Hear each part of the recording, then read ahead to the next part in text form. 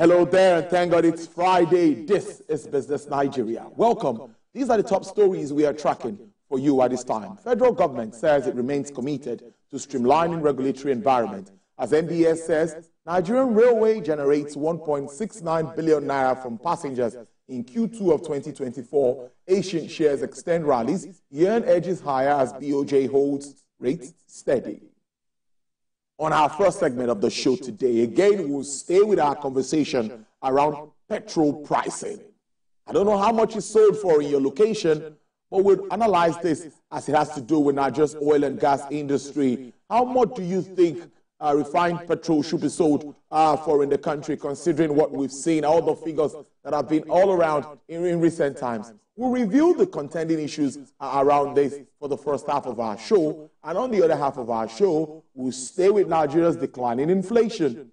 We know that by next week, there's going to be an MPC meeting. The rate has dropped from 34.19% to 34.40% in July, and now stands at 32.15% in the month of August.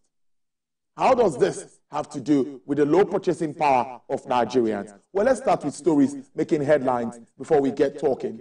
The National Bureau of Statistics' latest data shows that Nigerian Railway Corporation generated 1.69 billion naira as revenue from passengers in Q2 of 2024.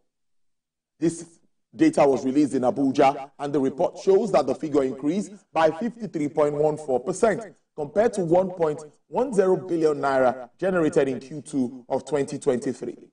More than 537 million naira was collected in Q2 of 2024 as revenue from goods and cargoes conveyed by rail. This is an increase of 206.68% compared to 175 million naira received in Q2 of 2023.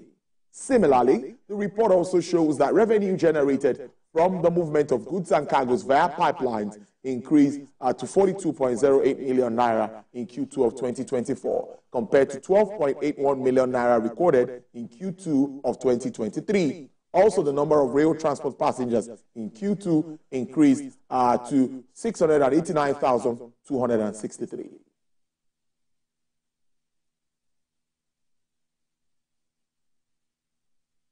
China's ambassador to Nigeria, Mr. Yu Dangin, is urging Nigerians to adopt strategic reforms and poverty alleviation mechanisms in order to fast-track the nation's economic growth. The ambassador said this during a seminar on taking new opportunities for China-Nigeria cooperation in deepening reforms in the new era.